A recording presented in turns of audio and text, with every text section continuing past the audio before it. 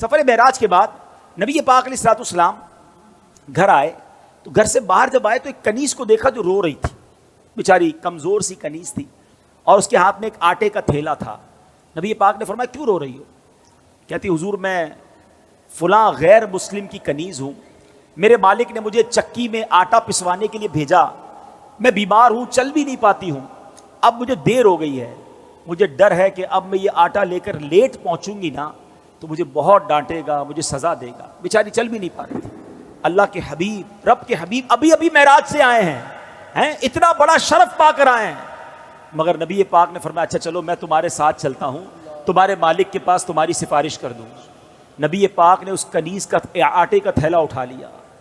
تھوڑی دیر رکتا ہوں، مجھے اور آپ کو کوئی بڑا مقام مل جائے تو اب غریب تو گئے نا، ان سے ملنے کی کیا ضرورت ہے بھائی، میرے تو تعلقات کدھر ہیں، میں تو فلاں پروگرام میں جاتا ہوں، مجھے تو ادھر بٹھایا جاتا ہے، میرا تعلق بڑے لوگوں سے، اب پرانے دوست غریب رشتہ دار ان کا کیا کرنا ہے. ارے عرش کے دولہا بن کر آئے ہیں اور کنیز کے آٹے کا تھیلا اٹھا رہے ہیں. تیری عاجزی پہ لاکھوں، تیری سادگی پہ لاکھوں وہ سلام عاجزانہ. مدنی مدینے والے سنو، میرے آقا اس کے گھر پہنچ گئے، دروازہ کھٹکھٹایا. وہ نبی پاک علیہ الصلوۃ والسلام کو جب دروازے پر غیر مسلم دیکھتا ہے تو ہکا بکا رہ گیا. جانتا تھا کہ یہ مسلمانوں کے نبی ہیں، تو کہا آپ کیسے تشریف لائے؟ تو فرمایا کہ یہ تمہاری کنیز ہے، پریشان تھی، ڈر رہی تھی تمہارے پاس آنے کے لیے، اس کو معاف کر دو.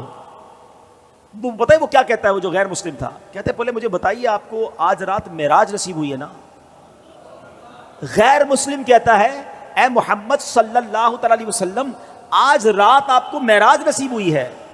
نبی پاک نے فرمایا ہاں ہے. سنو، وہ اندر گیا، واپس آیا، اس کے ہاتھ میں تورات شریف یا انجیل مقدس آسمانی کتاب تھی، اور وہ کہتا ہے یہ دیکھیے اس میں نبی آخر الزماں کی یہ نشانی لکھی ہوئی ہے کہ وہ نبی جو آخری نبی ہوں گے، جب ان کو جس رات معراج ہوگی اس رات کی صبح وہ ایک کنیز کے آٹے کا تھیلا اٹھا کر کسی غیر مسلم کے دروازے پر جائیں گے. حضور آپ میرے دروازے پر آئے ہیں، میں کلمہ پڑھ کر مسلمان ہوتا ہوں. سبحان اللہ، یہ اللہ اکبر.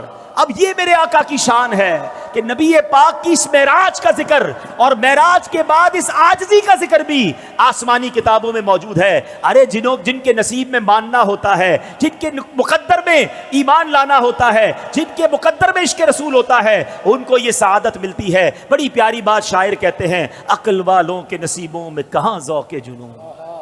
ہاں، ہر بات عقل سے نہیں تولی جاتی، ہر بات لاجک سے نہیں دیکھی جاتی. عقل والوں کے نصیبوں میں کہاں ذوق جنون، عشق والے ہیں جو ہر چیز لٹا دیتے ہیں. جیسے میری سرکار گے بولو ایسا نہیں کوئی، جیسے میرے سرکار گے ایسا نہیں کوئی.